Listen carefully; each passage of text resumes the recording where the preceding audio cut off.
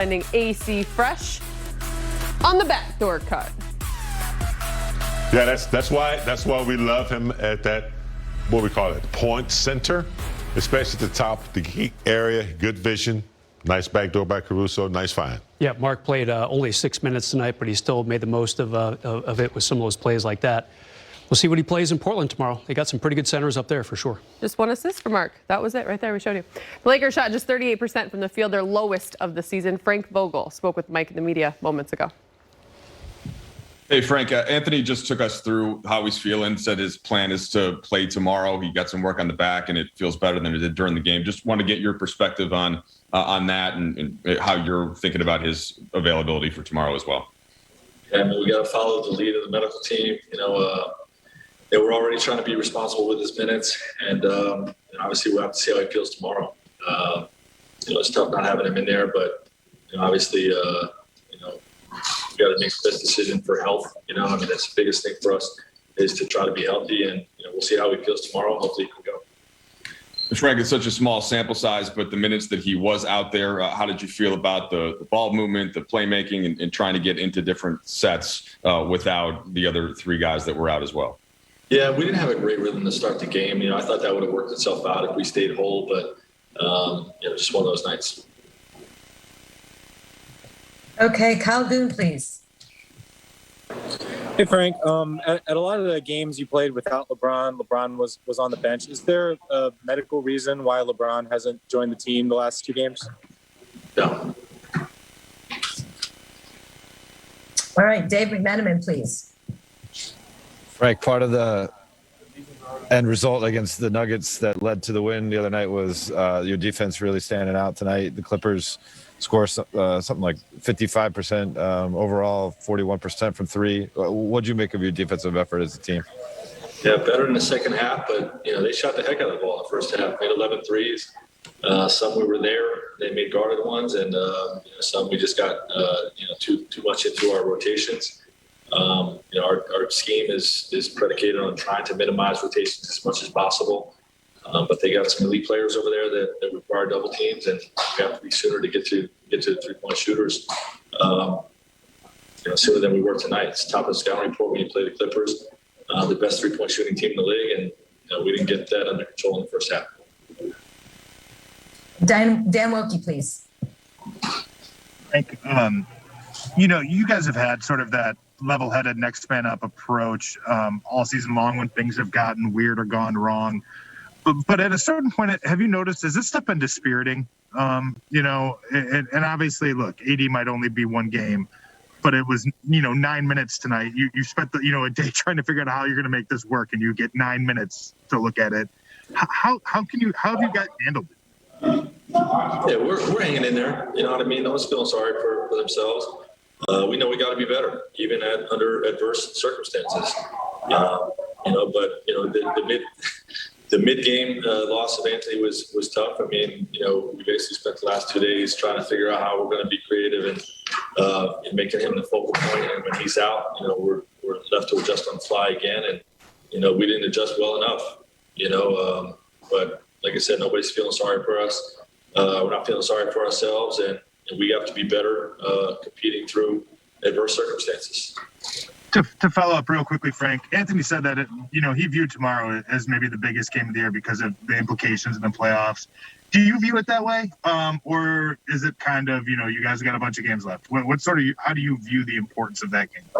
The game we play is important right now. Obviously, the head-to-head implications matter in the standings, but it mattered tonight too, and it's going to matter the game after Portland as well. So we don't really try to highlight big games. We compete and give everything we got every game.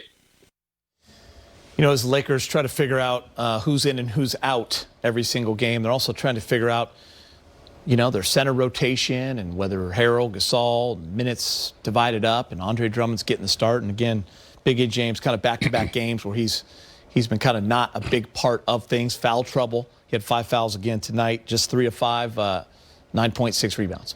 Yeah, I mean, we know Drummond can play, and he's shown signs of that, inside rebounding. But it's going to take LeBron James really to enhance his game out there as LeBron handles the ball. Schroeder, too, can loosen up the offense a little bit for Drummond, but I think LeBron is key because he's a specialist at knowing how to make specialists, benefit the team. So, yeah, I'm not making any excuses for him, but he has not found his sweet spot. Nothing's coming easy for him. And so the last game he had, 0 rebounds, and he's just not putting himself in those positions where he can score easy. A couple of nice moves there, but I'd like to even see, him get deeper in the... Stayed in for another 5 minutes, and we got the diagnosis as back spasms. Just wondered if you could take us through what happened and how you feel now. Yeah, the ankle was fine. Tweeted what it wasn't bothering me.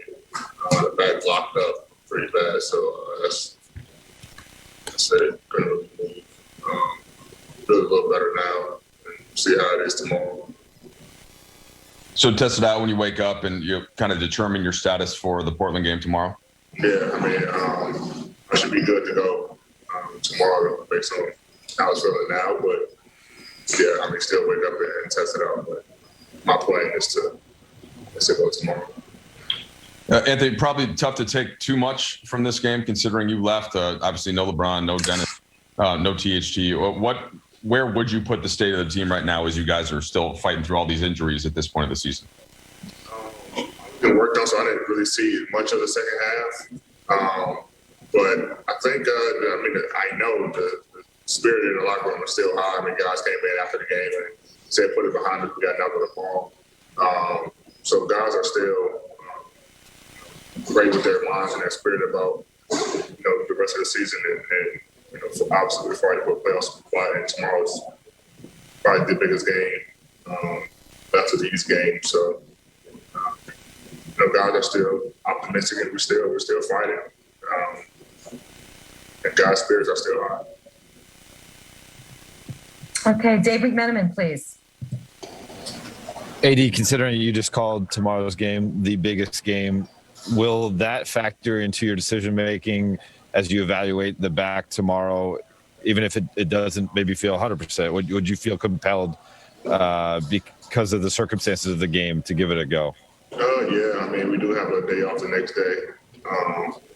So I'm still to get work done on there, but that for sure, I think, add a little juice to the plan tomorrow. Okay, Dan Wojcicki, please. Yeah, on the play that at the very beginning when you it seemed like you kind of hit the scorer's table. Is that what happened on that play? And your foot kind of went out from underneath you? And then was there a play or anything that kind of caused the back to lock up? Yeah, I think I said it before the game too. I said that the scorer's table looked like it was really close to the court, and then I ended up stepping on the scorer's table and kind of tweaked the ankle a little bit, but the ankle is fine. I have no problem with the ankle. Kind of caught it before it turned all the way. I know it kind of looked bad, but it's fine. And there was no certain play. During the timeouts, the first time out, the second time out, I kind of just, felt it, locking up more and more and more. And then eventually, when I came out, I think around the 3-minute mark in the first quarter, got to the point where it was pretty tough. So, like I said, it feels better now. Got some work done and should be able to go tomorrow. Okay, Kyle Goon, please. Hey, D, this season has had so many moments where you guys have some kind of setback when it seems like you're getting your ducks in a row, and maybe this game is one of those with your back locking up. How do you keep all those setbacks from adding up in your mind and feeling like it's just insurmountable? Just keep fighting. We know when we're all healthy, the type of team that we have.